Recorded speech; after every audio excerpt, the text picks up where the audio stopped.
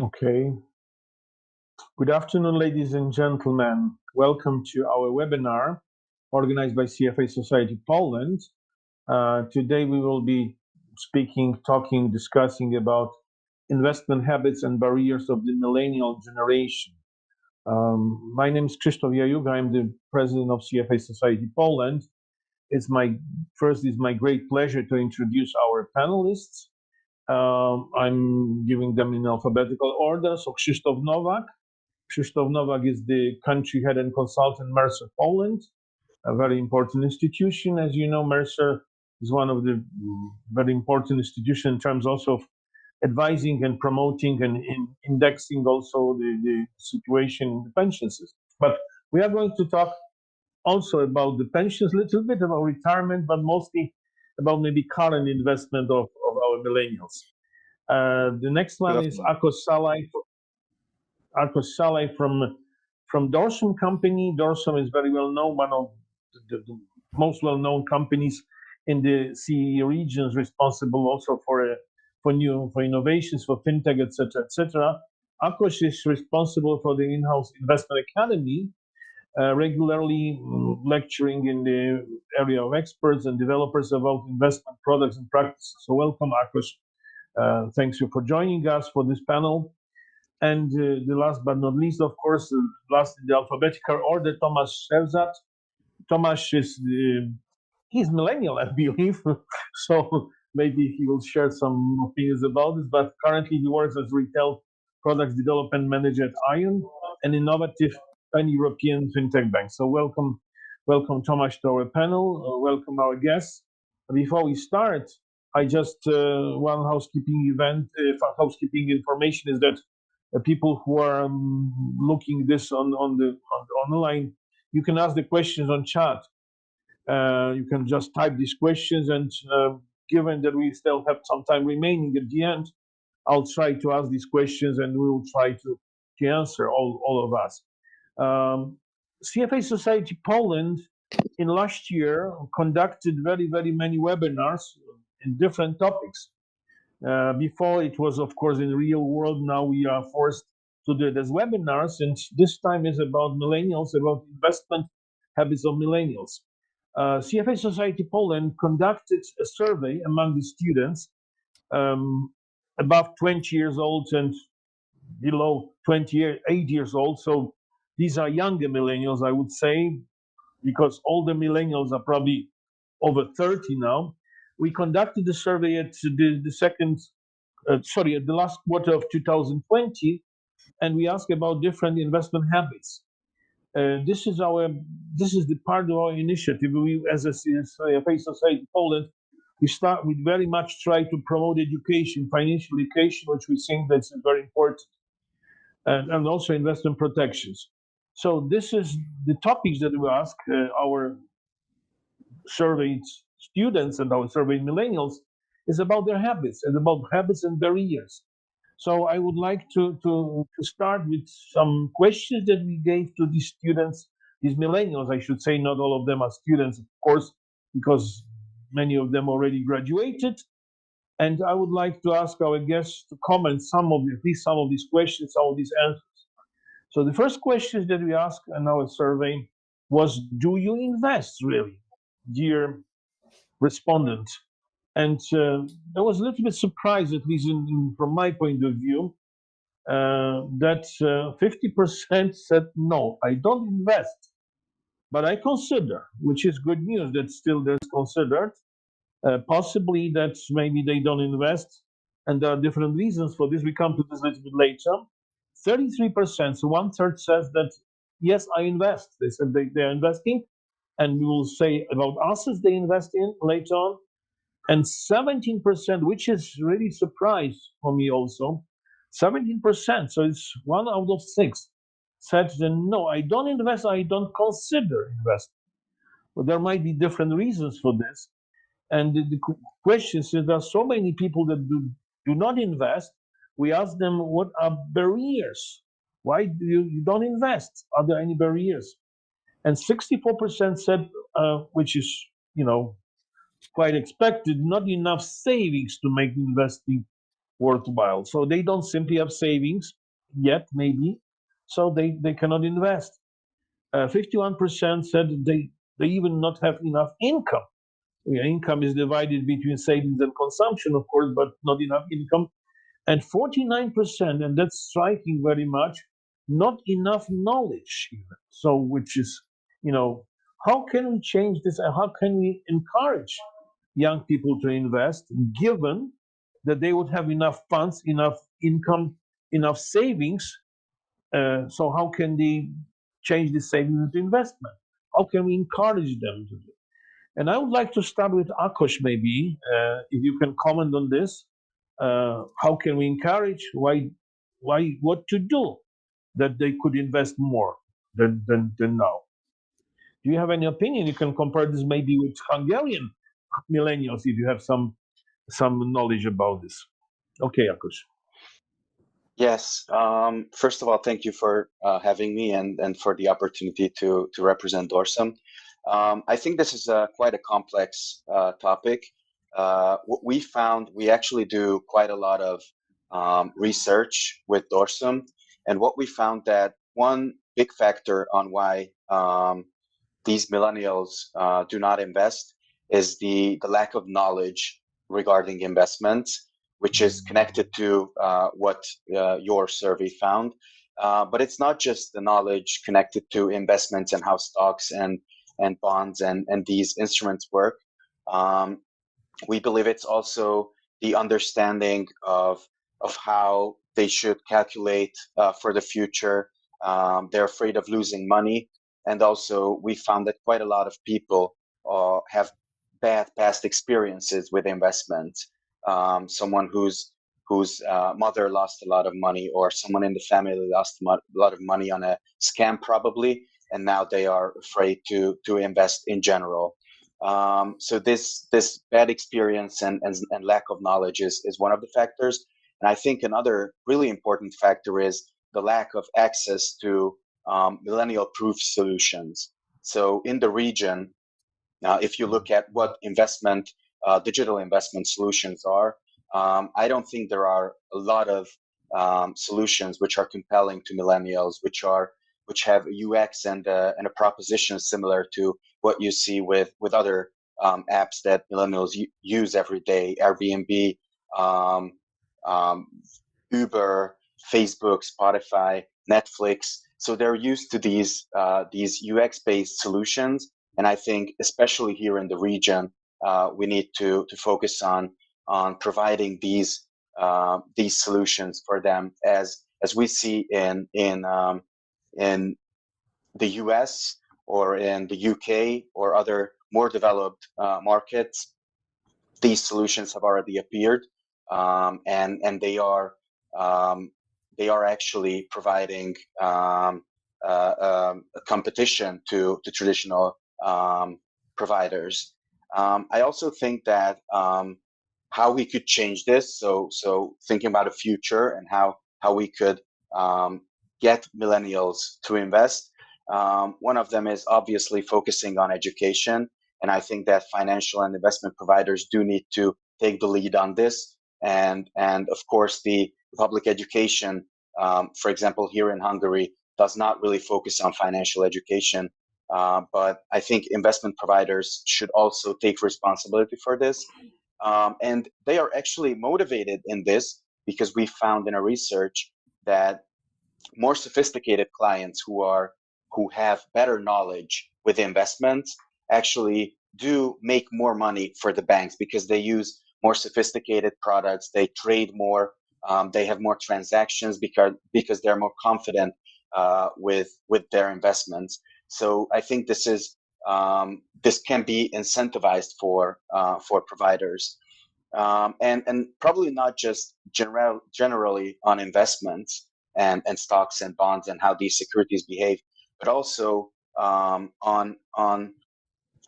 for example, I think that most of the people don't know how much money they could really save if they would, let's say, take and invest $30 every month for let's say 3 years, and even the people who would have this $30 or euros at the end of the month do not invest because they say this is too little of a sum to invest.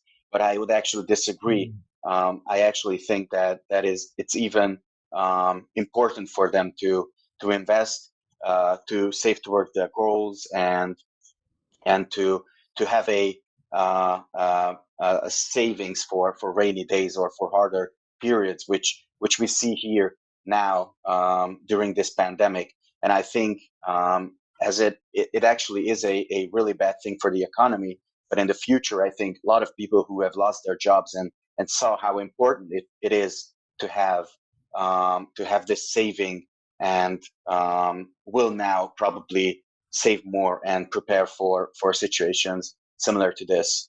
But I'm interested in what Thomas and Christoph think on this topic. Okay, so thank you very much. So I understand from your statement that you raised especially 2 points. One point is education. You said that in Hungary, education is financial education is not in the maybe top level. I would share a very similar statement about Poland, despite there are very many big efforts now from different institutions like National Bank of Poland, the Polish Bank Association, etc., just to provide financial education, even sometimes pro publico bono. But I think that part of this should be done by introducing more financial education in the primary school and the secondary school.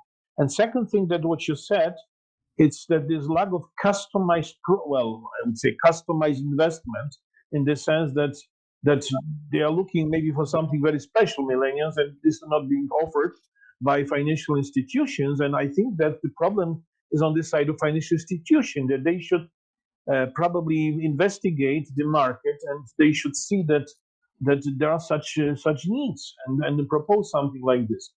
Okay, I will turn to Krzysztof Nowak.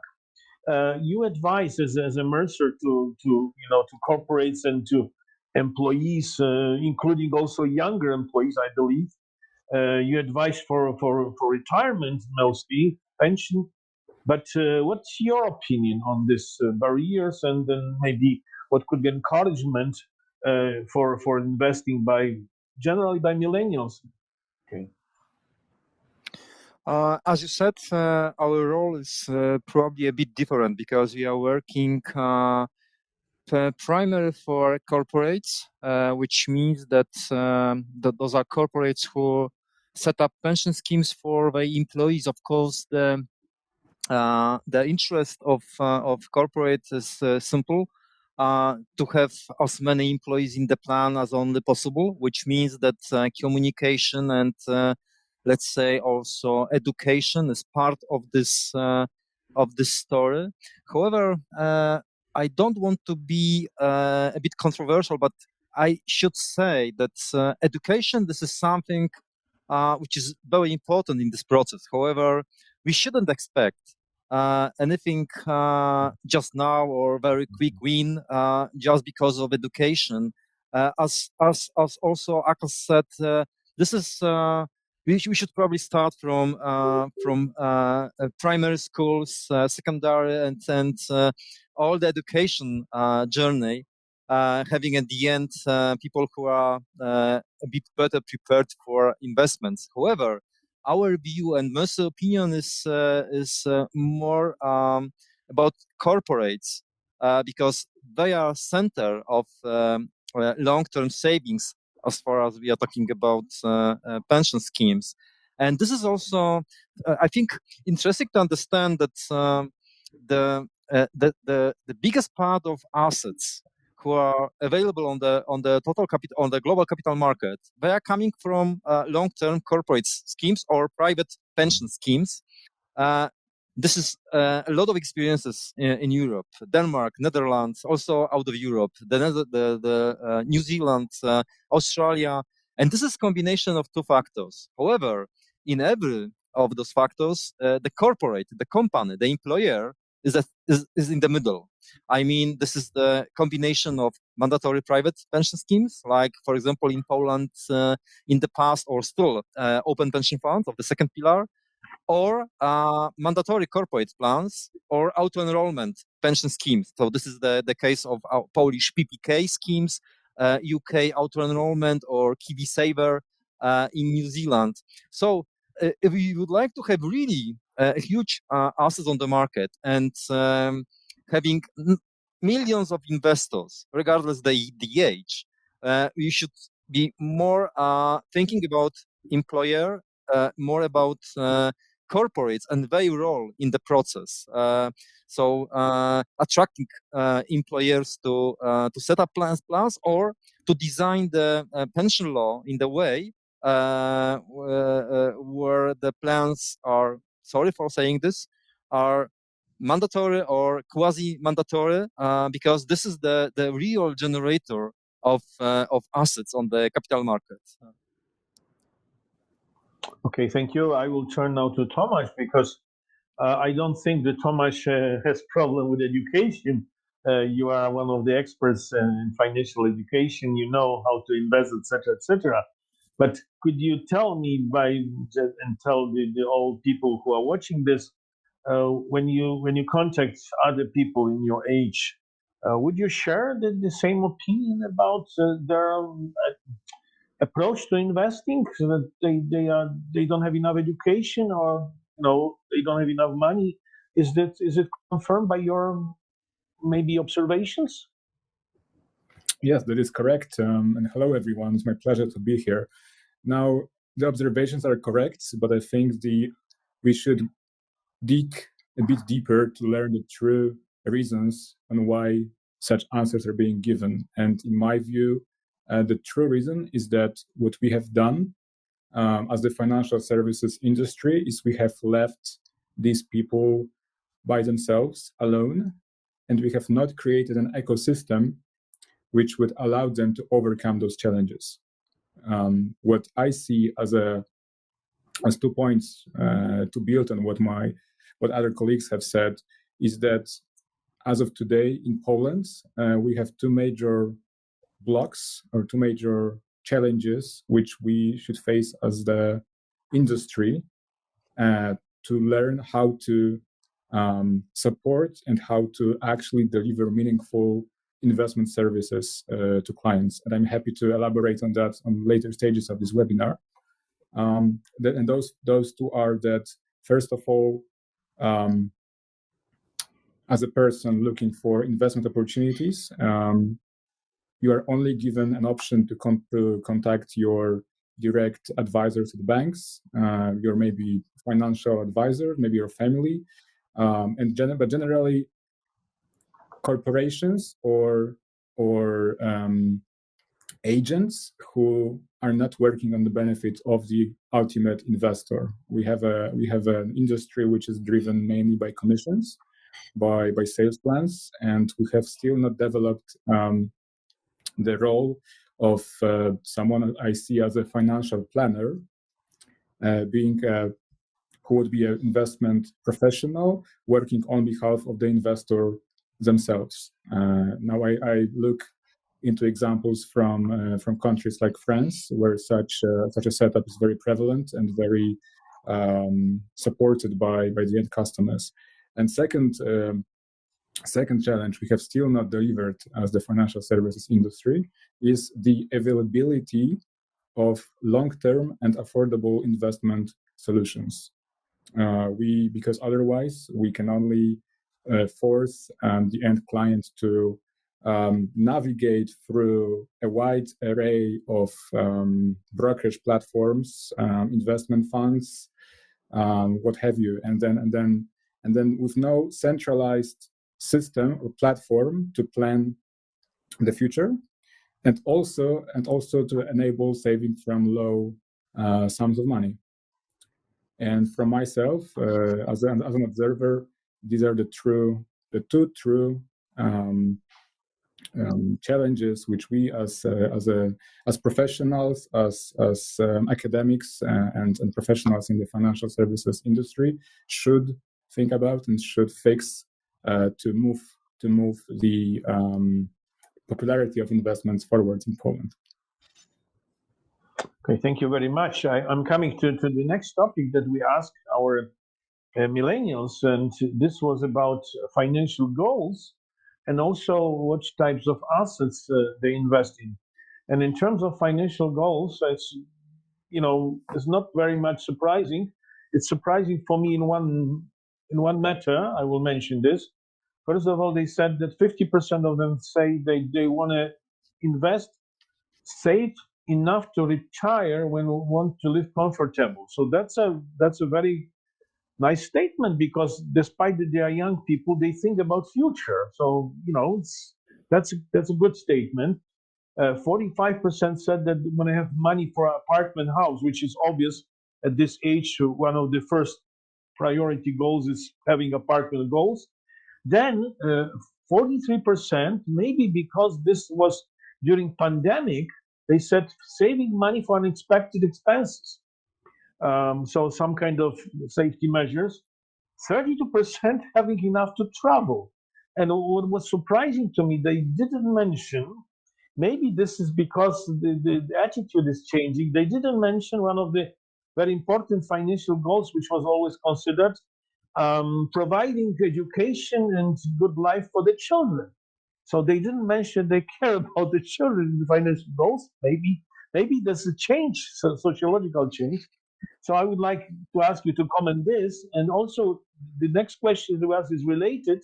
So maybe we'll jointly comment on this. What type of investment millennials currently own? And so 73% says that they own stocks. 27% they own bonds, but state bonds, so treasury bonds. 26% mutual funds, and then 90% cryptocurrencies, which is quite a lot. 15% forex, and then some other alternative investment. 10% commodities, 9% gold, and 7% real estate.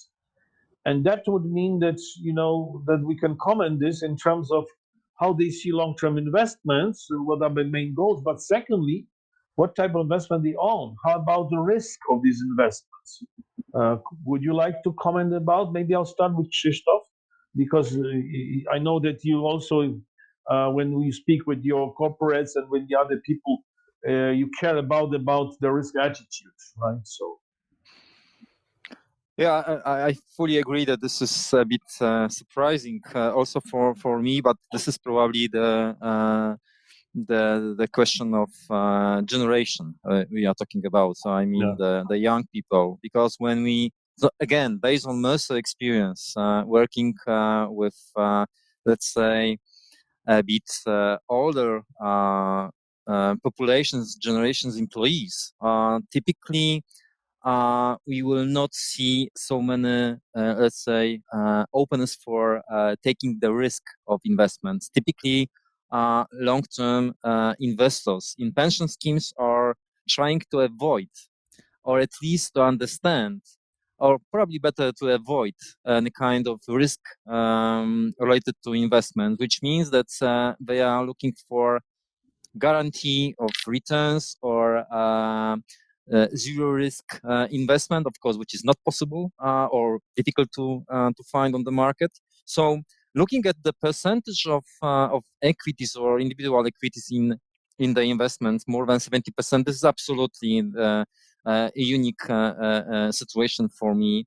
But being honest, this is pure relation or correlation between the let's say portfolio components and the objective of the investment. Because when I'm 25 and I say I'm investing because of my retirement, for sure I should have equities in the portfolio. I should avoid even fixed income or zero risk instrument, because probably it doesn't make sense. Of course, I'm aware that the market today is a bit different than just theory. So sometimes fixed income investments are better in terms of the return, also at least midterm, than equities. But anyway, this is a bit surprising, and this is of course the question when I trying to get such risk. And I'm open for such risk. I think that there are, at least from my perspective, enough instruments available on the market at the moment. Of course, this is the question whether potential investors are aware of it, of them, whether the market is ready to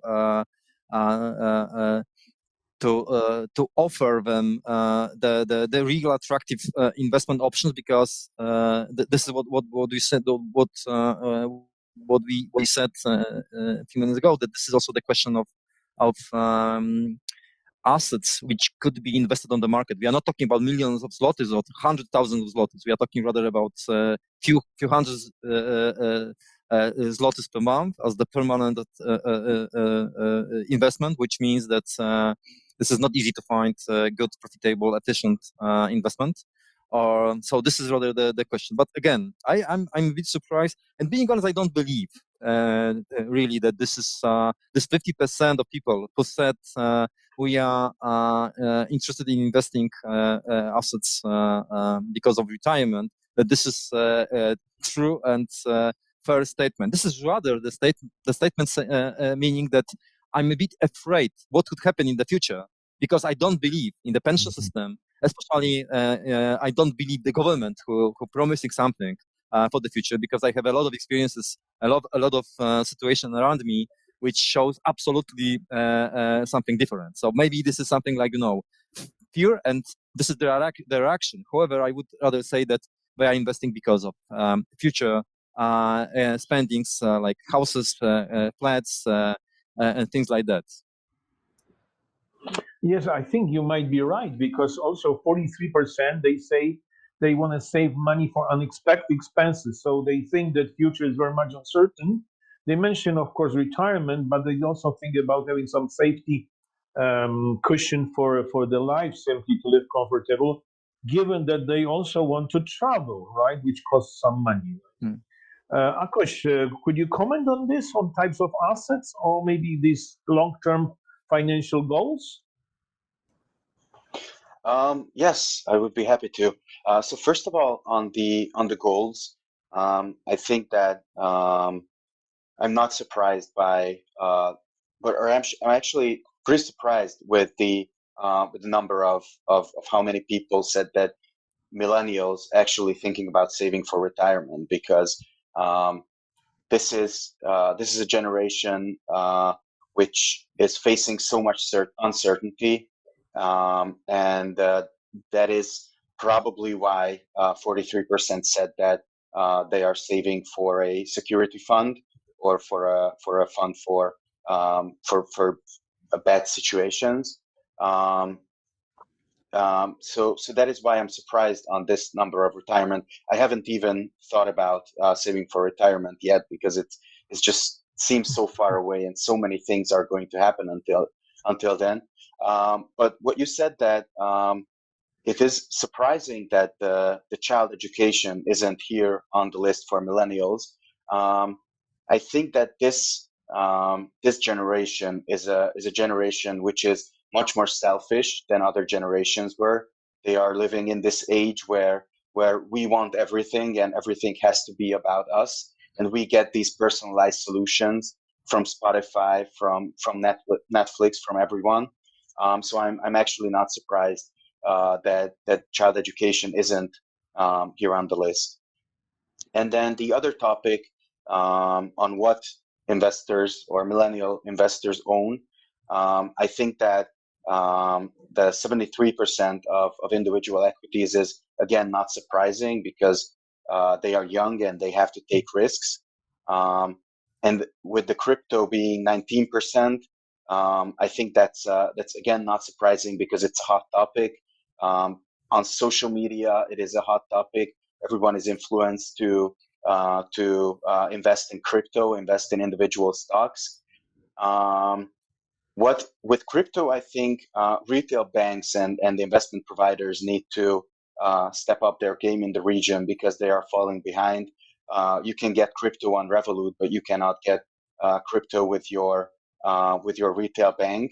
And seeing that 19% of this generation is actually interested in crypto, or is actually investing in crypto, I think that retail banks would need to provide some service whereby clients can actually get crypto assets through them. And what I'm actually surprised on in this survey is the low percentage of the mutual funds, because with this, if you look at the numbers of the results, you see that these high numbers, individual equities and cryptos, based on this, these investors probably don't have really diverse portfolios, because they see on the social media that now they should invest in GameStop, or now they should invest in BlackBerry, or now they should invest in this and this stock, or any Bitcoin or any cryptocurrencies. But that is not a diversified portfolio. That is not safe. And that is how they get bad experiences, and will say to all of their friends, don't invest because I lost 80% of my money on the market. So I think that, again, education is something that would be really helpful, and that would lead this generation towards a safer and a better investing culture. Okay, thank you very much. I agree that education is crucial, and unfortunately, it works in longer time, right? It needs hard work, and then the results will come after many years. Tomasz, would you share your opinion about the types of assets or goals, something like this? I think enough has been said about goals, and I don't have anything to add in that area. But frankly, when I looked at the results of the question about investment types that Millennials currently own, let me say that I very much hope that the results of this survey are skewed, because it was mostly taken by people from the financial background, so to speak, or either academics or professionals, because the average portfolio composition, which I can read from this answer, is definitely not optimal, even for millennials who are not investment professionals. I'm actually very surprised by the high share of individual stocks. I believe that average person should not be left with stock picking by themselves. This is not something which we should encourage as professionals. I personally never encourage this to people who are not educated or qualified to do it. Yet I'm afraid that this is another consequence of the fact that what we have observed is the emergence of investment platforms which promise zero fees, zero commissions, and very easy account opening, but then operate as nothing short of casinos, which would take bets in form of CFDs with the end customer and effectively encourage losing money. That's the sad reality. I'm very sad to see it. I remember a few years back, 5-10 years ago, we were all afraid of investment managers being only promoted or remunerated for taking too much risks for the clients. Yet what we have seen in last years is again investment platforms which not only do not work for the benefit of the end customer, but rather make money when their clients lose money. And that's the sad truth, which is very rarely said out loud. But again, this is how I justify such a high popularity of individual stock picking in that area.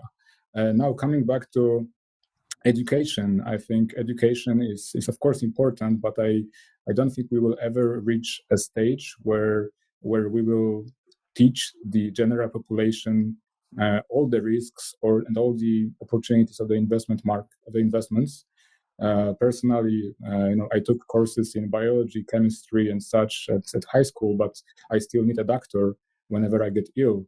Right, I still need medical advice from time to time. So I would much rather see the development of personalized investment advisory services, which should be affordable, and then B, built in a way which absolutely rejects commission-based or results-based remuneration for the advisor, but rather an advisor being remunerated by the end client.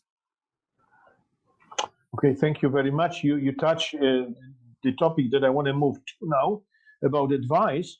But before, I just had one question on the chat, and I think there was something, maybe I said something wrong, because the question is, did you say 95% had Bitcoin? No, it's not 95, it's 19 only. What was the investment with the next highest percentage? No, I think there was something maybe wrong with the connection, because 73% individual stocks, and next one bonds, and then mutual funds, and then number 4 are cryptocurrencies, and 19%, right?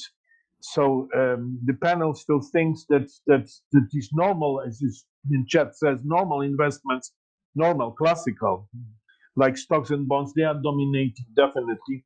And I understand that the individual state bonds are important because people get bad feeling and bad experience with some corporate bonds in Poland, and there was collapse and there was default, etc. So I think that even with the current very low rates, especially real negative rates, they still think that they would like to have some state bonds in the portfolio, maybe for handling risk, right?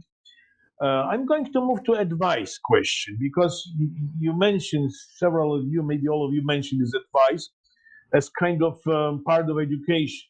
We ask our people, our millennials, about advice, and 95% said they don't use a financial professional, which means they don't have any advice.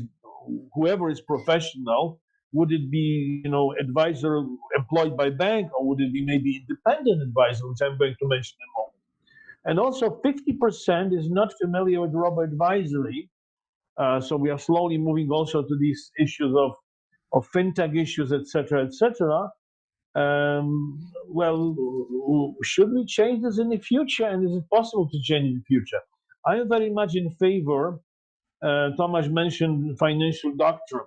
I am very much in favor of independent financial advisor. The person, like in, for example, UK and in Netherlands, these financial advisors, they are being paid by the clients, and they are not allowed to take money for the distribution of, let's say, mutual funds or something like this, which I think is a good solution. Probably is not the solution to be made in Poland immediately, but ultimately I believe that this will be the one that will be made also in Poland.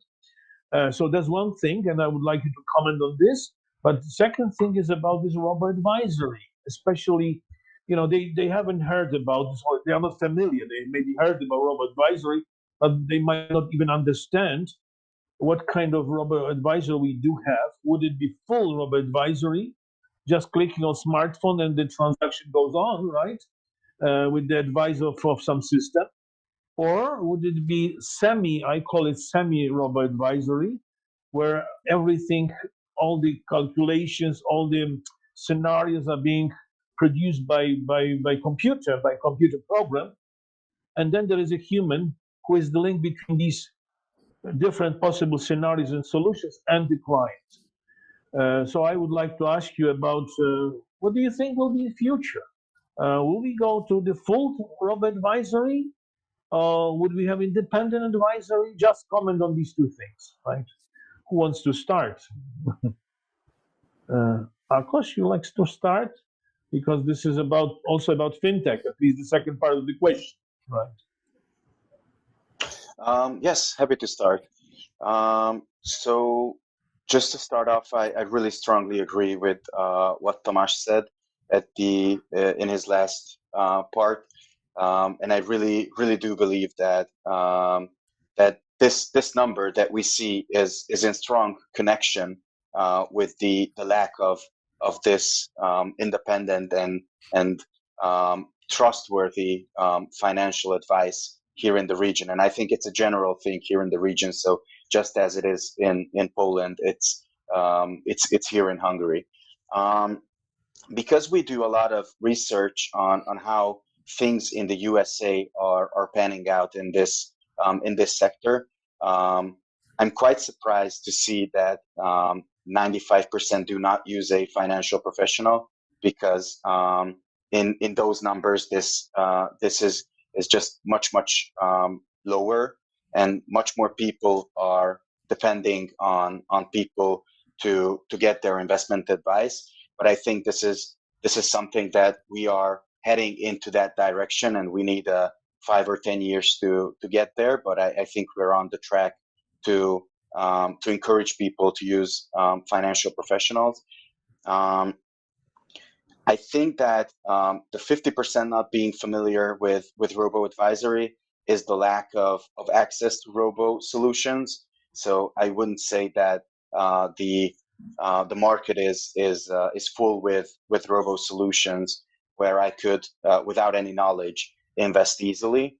And a lot of research that we do, the results are the hybrid model, which Professor Yu called the semi-robo, which we call the hybrid model, which basically means that the advisor, the financial advisor who has the knowledge, who we can trust, who is independent, does maintain the personal connection to the people.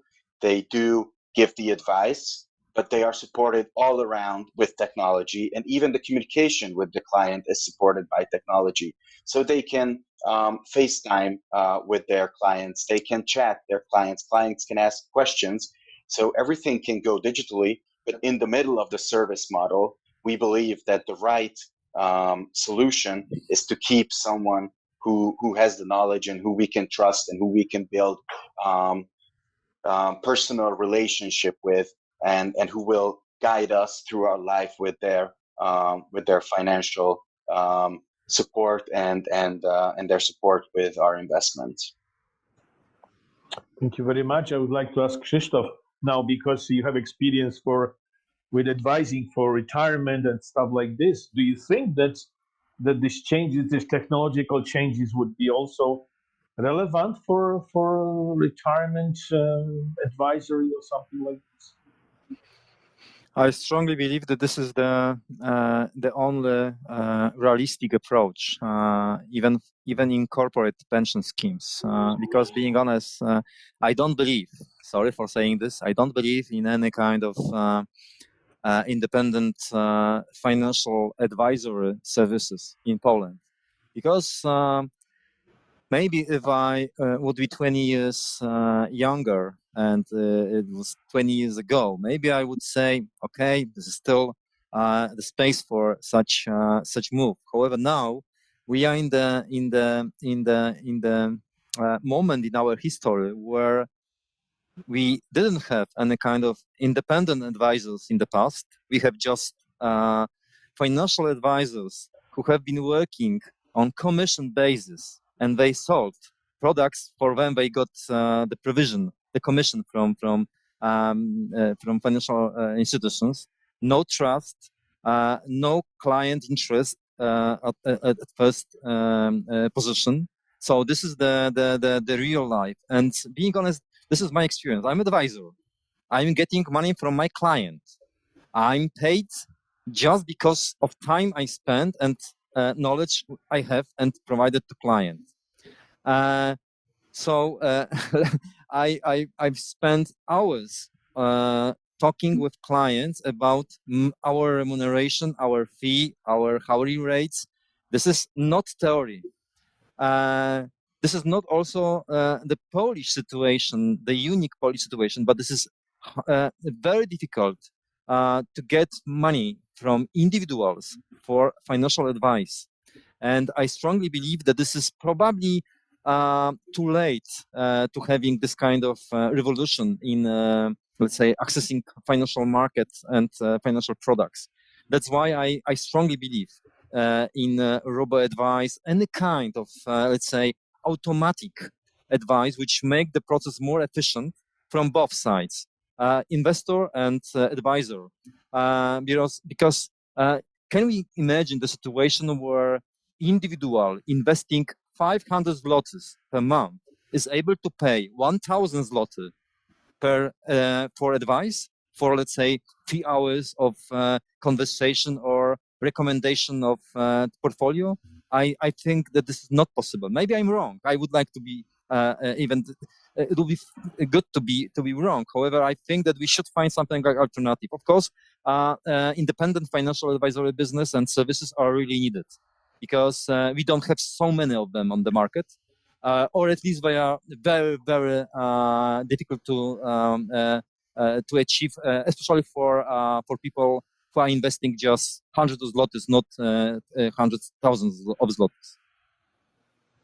Okay, thank you very much. I think that we are touching basically two issues.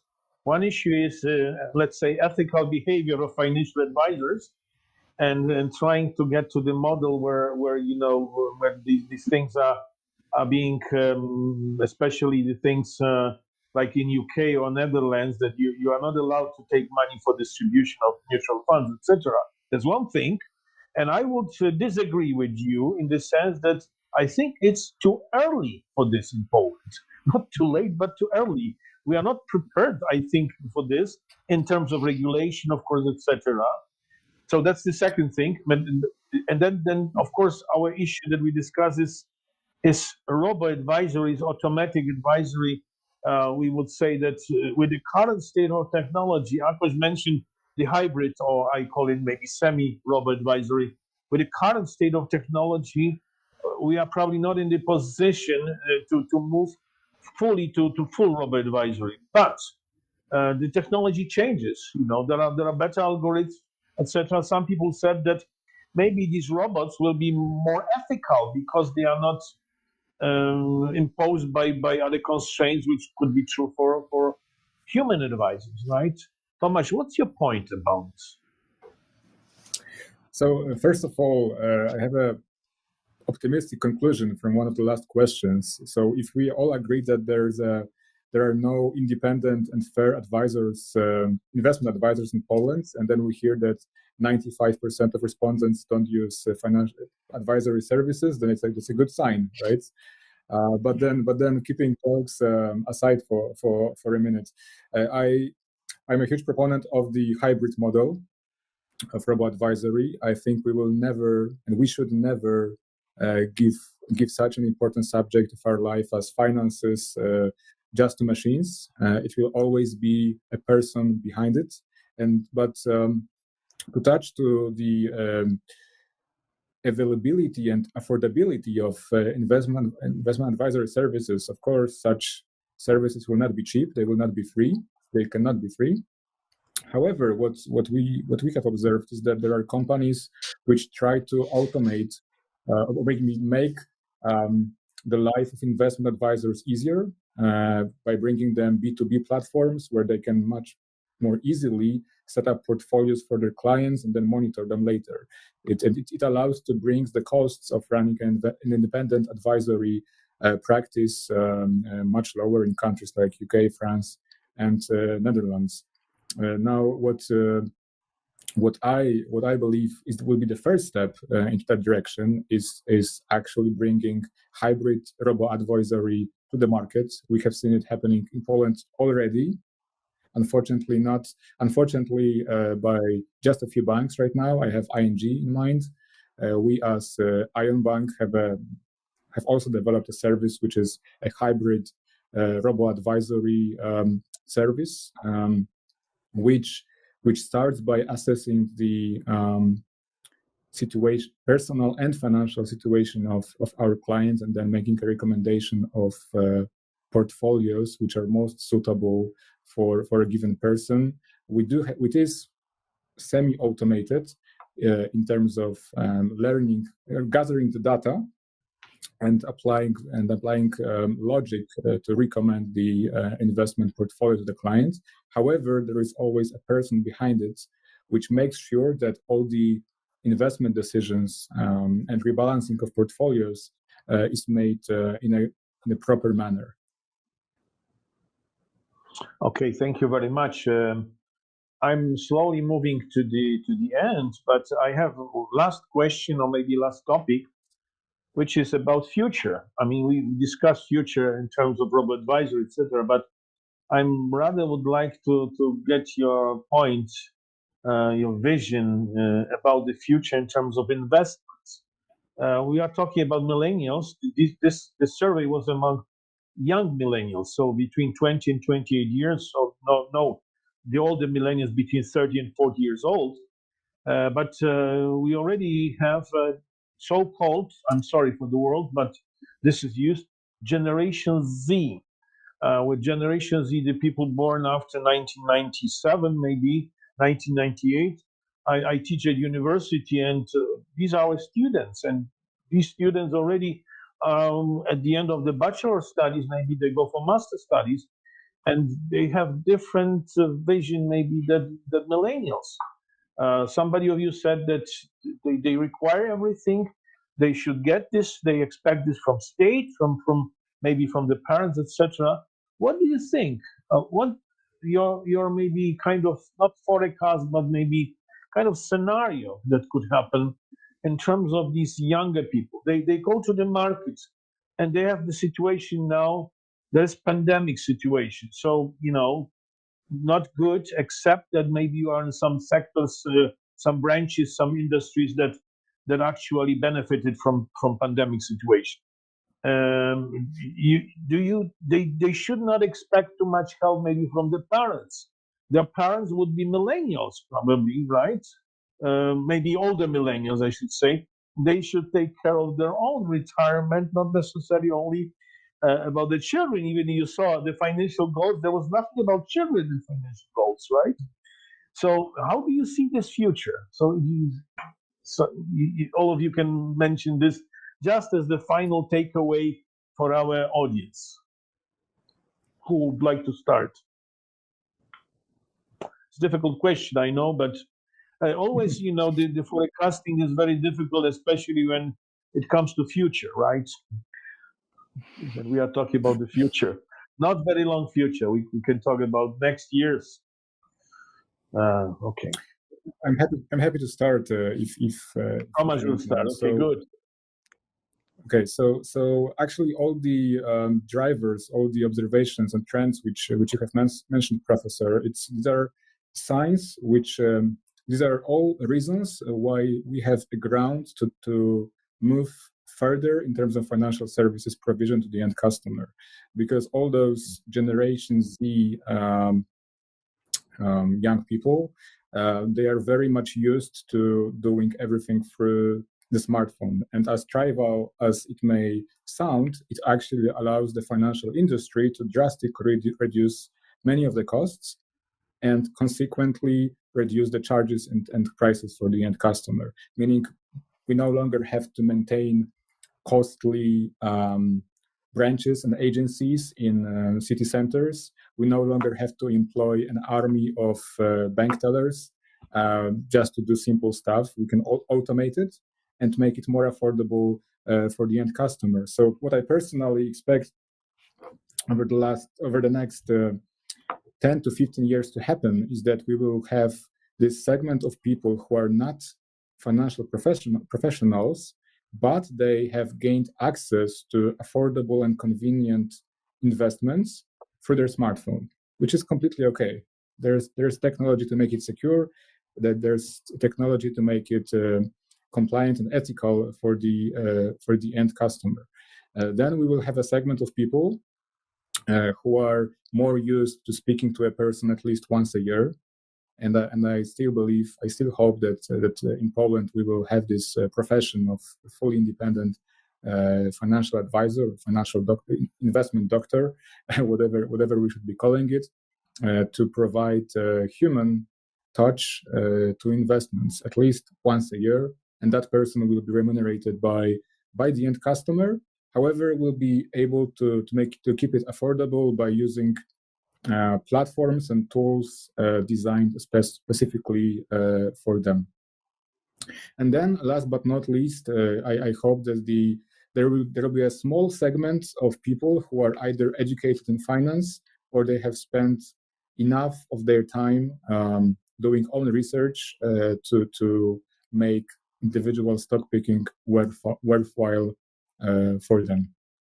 So I personally see it quite optimistically, and I have a positive view about the trend in the future of this area. Nice optimism. I think that the last group that you mentioned, these financial professionals, because if everybody wants to use a smartphone for customized solutions, somebody has to design it. I understand. This is not computer programmers. They are going to do this. They will only, even in the future, I would think that we would not even need these computer programmers because there will be robots who will be programming these systems probably. But that's longer story. Okay, Akosh, maybe you have some different view on this. Well, generally, I think I would agree. If we look at short-term future, let's say 2 to 3 years, I think that because of the pandemic, a lot of providers who have been putting off their digitalization will now move on much stronger towards digitalization than in the previous years, because now everyone sees that the thing that we didn't think is possible, working 5 days a week from home, is possible. We didn't think that video banking is possible, but it is possible. So I think that now the digitalization of this segment will definitely speed up, which is, I think, a good thing. If we look into a bit longer future, and look at this Generation Z, and what their preferences are, I think what we didn't really talk about today yet, but I think is really important, is the power of UX, and how much this generation can be drawn towards a solution, even if it's professionally, from a financial perspective, isn't that great, but the UX of the application and the whole service is just smooth, and they just love using it. They can be gathered as customers to this solution. So I think even those service providers who are financially and professionally good, they need to really focus on this UX.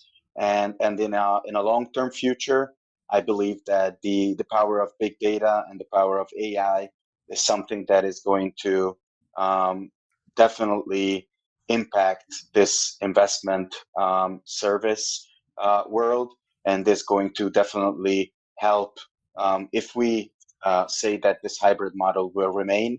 I believe that this power of big data and the power of AI will significantly help the person standing in the middle of this hybrid model.